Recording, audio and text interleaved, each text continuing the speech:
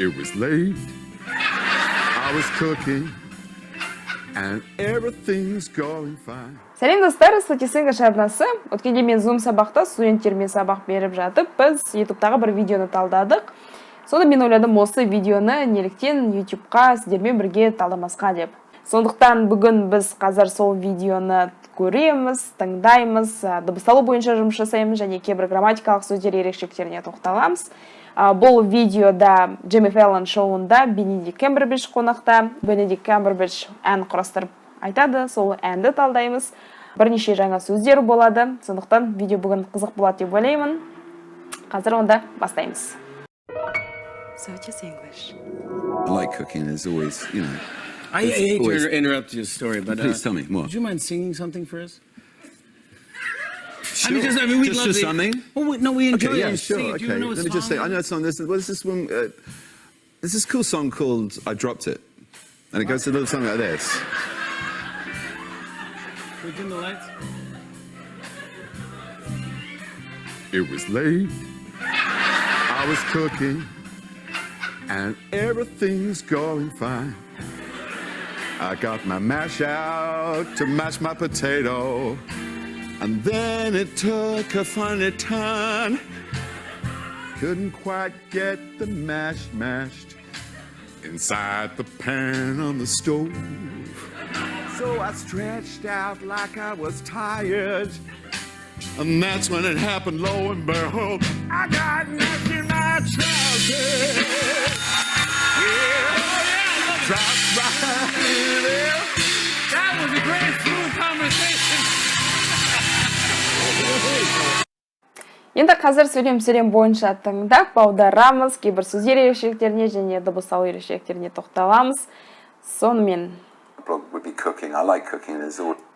осы жақтан бастап аударайық, өйткені on a blog would be cooking, ол алдыңғы сөйлеген жағасы. Мұнда Джимми Фэллонға блог жасау туралы болатын, сондықтан айтты, менде блог жоқ, бірақ егер блог жасайтын болсам, онда тамақ жасау, тамақ істеу туралы сөйлетін едім деді. Would be cooking. Енді өзі мұнда бастап айтып жатыр. I like cooking as always. I like cooking, маған тамақ істеу ұнайды. Мұнда ол герундий кезінде етістіктен кейін, like етістігінен кейін егер тағы бір етістік тұратын болса, онда ол етістікке ing жұрнағы жалғанады. I like cooking as always. Мына сөз з дыбысымен дыбысталады. As always. As always, әдеттегідей. Әдеттегідей. Always, I hate to interrupt your story, but please tell me more. would you mind? I hate to interrupt your story. Interrupt деген сөзде T бар, бірақ американдықтар тез сөйлеген кезде Т дыбысы естілмей қалады. Сонда interrupt деп естіледі. Interrupt. Жалпы interrupt немесе interrupt деген етістік ол бөлу, ортасынан бөліп жіберу деген сөз. Қазір екі түрлі дыбысталуын естейік, американдық және британдық. Interrupt. Американдық, Interrupt. британдық. I hate. Hate жек көру. I hate to interrupt your story. Сенің айтып жатқан әңгімеңді ортасынан бөлгім келіп тұрған жоқ. Егер сөзбе сөз аударсақ, мұнда сенің айтып жатқан әңгімеңді бөлгенді жек көремін. Бірақ мұнда бөлгім келіп тұрған жоқ деп айтып тұр. Interrupt деген сөзге қазір бір сөйлем құрастырайық еске сақталу үшін. Мысалы, мені бөлме деп қалай айтамыз? Бөлме. Орысша айтқанда не перебивай меня. Ағылшынша қалай айтамыз? Мені бөлме. Don't interrupt me. Don't interrupt me. Бөлме. Екінші сөйлем қарастырайық. Бөлгеніме кешірім сұраймын. Кешір бөлгеніме. Қалай болады? I'm sorry to interrupt. I'm sorry to interrupt. But I want to tell you. Ары қарай жалғастырамыз. I hate to interrupt your story. Сенің әңгімеңді бөлгім келіп тұрған жоқ. Бірақ Бенедикт айтады, please tell me. Өтінемін, маған айт, tell me. Tell етістігінен кейін to ешқашан айтылмайды, to болмайды. Tell me, tell you, tell them. Бізге айт деген қалай болады? Tell us. Оған tell him, tell her, tell me. Тағысындағы, бірақ to айтылмайды. Егер say қолданылса, онда to айтылады. Мысалы, say to me. Say to them. Әдетте say болған кезде объект айтылмайды, бірақ егер объект айтылатын болса, онда to жалғану керек. Tell-дан кейін жалғамайды. Сонда please tell me. Өтінемін, айта бер. Please tell me more. Would you mind singing something for us? Would you mind singing something for us? Would you mind? Mind деген сөз қарсымын деген сөз. Would you mind? Қарсы боласың ба? Деген сөз. Сонда singing something for us, бізге ән айтып берсең, бізге ән айтып беруге қарсы емессің бе? Дейді. Мұндағы mind сөзіне де қазір бір-екі мысал келтірейік, еске жақсы сақталу үшін. Мен қарсы емеспін деп қалай айтамыз. Бұл болымсыз сөйлем. Мен қарсы емеспін. I don't mind. I don't mind. Егер сен қарсы болмасаң, ол сөйлем қалай болады? Егер сен қарсы болмасаң. If you don't mind. If you don't mind. Қарсысың ба? Do you mind? Мен орындықты алсам қарсысыз ба? Do you mind if I take this chair? Do you mind? Мұнда would you mind? Қарсы болар ма едің? Singing something for us. Бізге ән айтып берсең. Сонда бізге ән айтып беруге қарсы емессің бе дейді. Осы сұрақты тез ол дыбыстады, тағы бір тыңдап көрейік. There's always, I hate to interrupt your story, but Please tell me more. would you mind singing something for us? Sure. We'd love Just to. something. Sure. Мұнда екеу қатардан сөйлеп кетті. I mean, just would love to. I mean, ол менің айтқым келгені деген мағына. Я имею в виду, мен айтпақ болғаным. Just, жай ғана. Орысша айтқанда просто. Жалпы мына екі сөздің екеуі де ол бос уақытты толтырушылар, filler деп айтады, fillers. Ол былайша айтқанда соншалықты бір мағынасы жоқ сөздер. Егер де үнсіздіктің орнын жабу үшін осындай сияқты сөздерді қолдануға болады. I mean, just, well, осы сияқты сөздер олар fillers деп айтады. I mean, just, would love to, біз қалар едік. Just something. No. Just something. Кез келген зат па? Кез келген ән бе? Just something. We enjoy your singing. Бізге сенің әнің ұнайды. Сенің ән айтқаның ұнайды. We enjoy your singing. We enjoy Okay, yeah, your sure. singing. Okay. Do you know a Let me just say, song? I know a song. What is this one? I know a song. Мен ән білемін. What is this one? Қандай ән? There's this cool song called I Dropped It. This cool song called I Dropped It. Cool деген екі аудармасы бар. Біреусі суық, салқын дегенді білдіреді, ал екінші аудармасы ол күшті дегенді білдіреді. Бұл күшті әннің атауы, cold атауы. I dropped it. Мұндағы түбірі drop. Drop деген құлату. Түсіріп алу, құлатып алу. I dropped it. Мен құлатып алдым. Жалпы ол ойын бойынша, ол мына сөйлемді айтуы қажет. Әңгіменің арасына кірістіру қажет. Мұнда Джимми Фаллон айтты, сен оны ән ретінде жеткізші деді. Міне, сонда ол қазір енді ән айтпақшы. I dropped mashed potatoes in my trousers деп атады. Қазір бірден осы сөйлемді де бірден аударып алайық. I dropped, яғни мен құлатып алдым. Mashed potatoes. Potatoes деген картоп, ал mashed potatoes ол пюре. Кәдімгідей езілген, мыжылған пюре. In my trousers. Шалбарыма. Сонда мен пюрені шалбарыма құлатып алдым деген сөйлемді айту керек. Қазір енді ән ретінде жеткізеді, соны аударайық. Called I Dropped It. And it goes a little something like this. And it goes a little something like this. And it goes. Goes деген әрине жүру бірінші аудармасы, бірақ сөйлеу барысында ол әрқашанда жүру дегенді білдірмейді. Мұнда айтпақ болғаны a little something like this. Осындай сияқты. Бұл ән қазіргі менің ойындағы drop дейді. Жуықтап осындай. A little something like this. I want something just like this. Go деген сөзге қазір бір тоқталайық. Мысалы, біз айтты деп айтамыз. Мысалы, ол айтты, сосын мен айттым, ол айтты деген сөздерді ағылшын тілінде goes пен де айтады. Мысалы, and he goes, like, және ол айтты, and I go, және мен айттым деген сияқты. Сондай мағынада да go қолданылады. Ары қарай тыңдайық. And it goes a little something like this. And it goes a little something like this. Can we dim the lights? Could we dim the lights? Dim ол сын есімде бола алады және етістік те бола алады. Мұнда етістік ретінде формасында тұр. Жалпы dim the lights деген жарықты азайту. Dim сын есім ретінде ол қараңғы, мүлде қараңғы емес 100%. өте төменгі деңгейдегі жарық. Міне мына картинадағы суреттерге келеді, сондай өте жарық емес, бірақ сәл пәл ғана жарықты dim деп айтады. Немесе етістік ретінде dim десек, онда жарықты азайт деген сөз. Ары қарай тыңдаймыз. Would we dim the lights? Біз жарықты азайта аламыз ба? It was late. It was late. Мұнда T сөзі тұр, it. Бірақ сөйлеу кезінде және мұнда ән айтып отырған кезде T дыбысы тіпті естілмейді.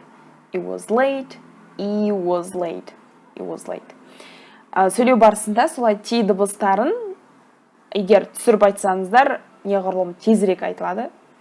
Және осылай әріптерді тастап кеткендіктен біз тыңдаған кезде көп жағдайда түсінуге қиыншылық туындайды. Бірақ осындай құпияларын білгеннен кейін түсініп отырасыз не айтылып отырғанын. It was late. Кешқұрым уақыт болған, кеш уақыт болған. It was late. Қазір қалай айтқан тағы бір тыңдайық. It was late. It was late. I was cooking. I was cooking. I was cooking. Бұл сөйлем past continuous жағында айтылған. I was cooking. Мен тамақ істеп жатқанмын. Әдетте әңгіме айту кезінде өткен шаққа байланысты көбіне past continuous қолданады. I was cooking. Мен тамақ істеп жатқанмын. And everything's going fine. Міне жарықта азайып жатыр, көне қараңғыланды, өйткені жаңа Джейми Фэллон сұрады. Could we dim the lights? Жарықты азайта аламыз ба? And everything is going fine. Және барлығы да жақсы болды. Барлығы да жақсы болып жатқан. Everything is going fine. Егер сіздің қалыңыз қалай деп сұраса, қалай, жұмыс қалай, үй іші аман ба десе, everything is going fine деп жауап бере аласыз. Бәрі жақсы. Everything is going fine. I got my mash out. I got my masher out. Benedict Cumberbatch, ол британдық акцентпен сөйлейді, а британдықтар R әрпін сөздің соңындағы дыбыстамайды. Masher дейді. Ал Джейми Фэллон мұндау американдықтар masher, соңында дыбысталады, masher, а британдықтар masher деп айтады. Сонда американдық пен британдық арасында дыбысталуындағы негізгі айырмашылық та сол. Соңғы R дыбысы айтылмайды. Мысалы, mother, американдықтар mother деп айтса, британдықтар mother деп айтады. Немесе paper, қағаз, американдықтар paper дейді, а британдықтар paper дейді. Осындай айырмашылықтар бар. I got my masher out, ол айтады. Мен mash деген біз жаңа айттық, ол mashed puree, ал masher деген ол зат. Яғни пюре жасайтын картопты езуге, мұжуға арналған зат. Қазір мұнда суретінен көрейік. Міне, masher, осының бәрі картопты толкушка, картопты езуге, мұжуға арналған зат, пюре жасайтын зат. Ол айтты, I got my masher out. Мен сол затты алып шықтым, дейді. To mash my potato. To деген сөз, ол үшін деген мағына береді. Бұл инфинитивтің бір қызметі. To mash my potato. Mash деген сол мұжу езу, картопты мұжу езу үшін masher алып шықтым, дейді. To mash my potato. Тағы бірсек. My mash out to mash my potato. And then it took a funny turn. And then it took a funny turn. Айтпақшы достар, видеоның төменгі жағынан көрген боларсыздар. Мұнда мен өзіме жаңа веб-камера алғым келіп жүр. Тікелей эфирде өту үшін менің өзімнің ноутбугымның камерасы бар, бірақ өте қараңғы көрсетеді, сапасы нашарлау, сондықтан тікелей эфирде жүргізуге қолайсыздау, ыңғайсыздау, және мен видеоның сапасы төмен болғанда қаламаймын, анық болғаны жақсы деп дұрыс деп есептеймін. Сондықтан егер әрине көмек болсын десеңіздер, мен мұнда Каспи нөміріне қойып қойдым, мұнда Каспи нөмірге тиын салсаңыздар, қаншалықты арнам 100 теңге болсын, 200 теңге болсын, егер жиналғаннан кейін мен мүмкін үстіне тағы да өзім сомақ қосып веб-камераны аламын. Егер веб-камера алатын болсам, онда тікелей эфирде сіздермен бірге талдауға мүмкіндік болады. Солай қызығырақ және пайдалырақ, және онда әсер басқаша болады деп есептеймін. Өйткені мен мұнда монтаж жасаймын, және монтаж жасағаннан кейін барып қана сіздерге саламын, ал тікелей эфирде жүргізсек, ол бір бөлек атмосфера. Жақсы, онда видеомызды жалғастырамыз. Then it took a funny turn. turn ол бұрылу, мұнда funny turn деген қызық бір бұрылыс, күлкілі бір күтпеген жағдай болды дейді. Then it took a funny turn. Кейін бір қызық жағдай болды, қызық жағдай орын алды. Couldn't quite get the mash mashed. Couldn't quite get the mash mashed. Mash, пюре дедік, mash деген езу, мыжу. Couldn't мыжа алмадым, дұрыстап пюрені езе алмадым дедік. Егер мұнда get the mash деген бөлек алып қарасақ, осы сөйлемнің осы бөлігін, бұл жоғарғы грамматикаға жатады, ол causative form деп аталады. Get something done. Үшінші формада тұр. Couldn't quite get the mash mashed, яғни пюрені дұрыстап езе алмадым. Inside the pan on the stove. Pan ол сковородка, каструль. Міне inside the pan. Сонда pan осы сковородканың ішінде. On the stove. Stove деген міне плита. Сонда ол айтады. Inside the pan on the stove. Плитаның үстіндегі сковородканың ішінде дұрыстап пюрені езе алмадым дейді. Inside the pan on the stove. Сонымен жаттап алдық. Stove ол плита, ал pan ол каструль немесе сковородка. So I stretched out like I was tired. Мұнда өзі де көрсетіп тұр. Stretch out. Stretch деген жалпы созу деген сөз. Керілу. Stretch out. Stretching бар. Йога, stretching, пилатес, онда да созылу, растяжка. I stretched out. Сондықтан мен керілдім, созылдым. Like I was tired. Шаршаған адам сияқты, шаршаған сияқты. Like деген сияқты деген білдіреді. Сонымен stretch деген сөзді жалпы керілуден бөлек, мысалы созылу дегенге айтуға болады. Мысалы резинаның созылуы, немесе уақыттың да time is stretching. Уақыт деген өтпей қойды ғой. Уақыт созылу. Немесе жалпы созылу деген, керілу дегенге қатысты міне осы сөз қолданылады. So I stretched out like I was tired. Тағы бір тыңдайық қауышерін. So I stretched out like I was tired. And that's when it happened, lo and behold. And that's when it happened, lo and behold. And that's when it happened. Happen – болу. Көпшілігі happen сөзін бақыт сөзімен байланыстырады, бірақ бақытқа түк қатысы жоқ. Бақытты ол happy, ал happen деген ол болу деген сөз. Орысша айтқанда случаться, произойти, болу. When it happened, сол жағдай болғанда, дейді lo and behold. Lo and behold ол бірге жүретін тіркес. Lo and behold, мұнда не подумать только вот чудеса и вдруг. Кенеттен, ғажап, немесе мінеке бір күтпеген зат бола қалды. Деген сөз lo and behold, бір күтпеген жағдай. Ол жалпы сөйлемдерде келесі міне аударылады. О чудо, подумать только, егер орысша айтады болсақ, смотри, смотрите-ка, қараңыз, мінеке, яғни күтпеген жағдай болған кезде айтады. Lo and behold. Осы жағдай болды дейді. Lo and behold, I got mash in my trousers. I got mash in my trousers. Мен пюрені шалбарыма құлатып алдым. Шалбарыма түсіп кетті. I got mash in my trousers. Міне сонда ол мына айтылу керек, ойының ережесіне сәйкес айтылу керек сөздерді қолданды. I got mash in my trousers. In my trousers.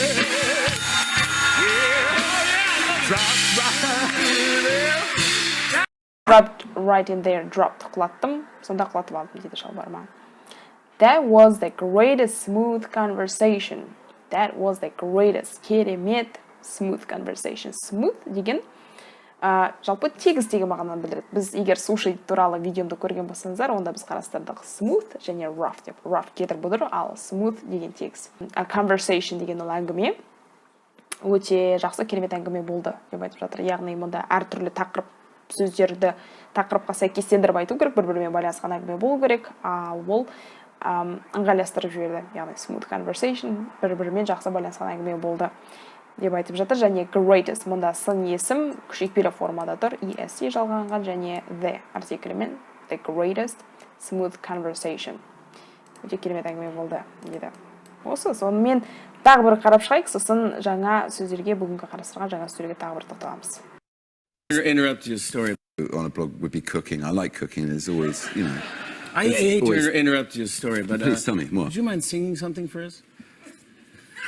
Sure. we'd love just to. something. Well, no, we enjoy Okay, yeah, it. sure. Sing. Okay, Do you know a let me just say, song? I know a song. There's this one. There's this cool song called "I Dropped It," and it goes a little song like this. We dim the lights.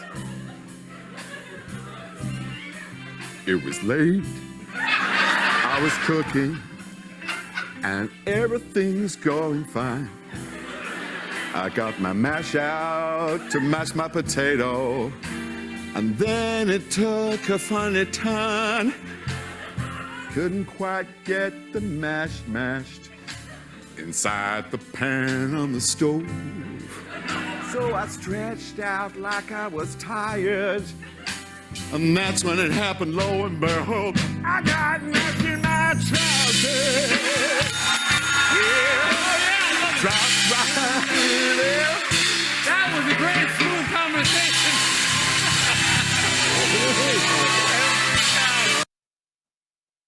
Сонымен енді осы видеода кездескен жаңа сөздерді бір қайталап шығайық. Естеріңізге сақтады ма екенсіз, соны тексерейік.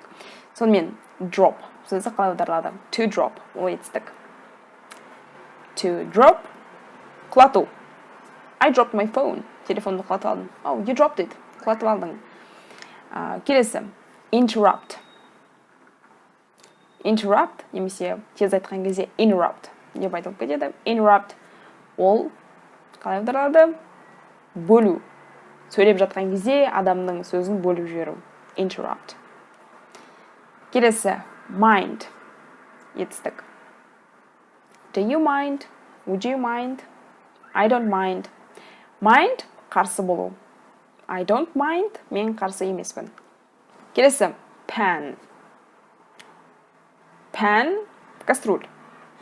Немесе сковородка. Егер frying pan десек, онда сковородка. Егер sauce pan десек, онда кастрюль. Келесі сөз stove. Inside the pan on the stove. Stove плита. Ары қарай masher. Masher деген осы видеоның ең негізгі сөзі болған шығар. Ол картопты езетін. Енді керісінше ағылшынша аударайық. Пюре деген қалай болады? Езілген картоп. Ол mashed potatoes. Ал тегіс деген қалай? Тегіс. Мұнда бірақ тегіс деген мағынада қолданылған жоқ. Мұнда әдемі деген мағынада қолданылды. Ол smooth. Smooth. Әңгіме. Conversation. Conversation. Тағы бір сөз. Dim. Dim the lights. Фразамен бірге жаттаған дұрыс жалпы. Dim the lights. Ол жарықты азайту. Толық сөндіріп тастау емес, азайту. Dim the lights. Сонымен достар, Бенедикт Камбербэтчтің айтқан әні сіздерге ұнады деп ойлаймын. Бұл видеода тағы бір көріп, әнін қайталап, онымен бірге ән айтсаңыздар да, тіпті сөзімен бірге жаттасаңыздар да жақсы. Себебі ән арқылы сөздер жаттаған кезде олар оңай жатталады. Яғни ми арнайы сөздерді жаттауға өзін қинамайды, өзімен өзі сол сөздер жатталып кетеді. Сондықтан әнмен үйрену де тиімді. Ары қарай неше түрлі видеоларды талдайтын боламыз. Сондықтан жаңа видеоларды жіберіп алмас үшін қоңырауша белгісін басып қойыңыздар. Ал бүгінгі видеоны лайк және каналға тіркелмесеңіздер, каналға тіркелуді ұмытпаңыздар. Келесі кездескенше. Bye. I was cooking, and everything's going fine.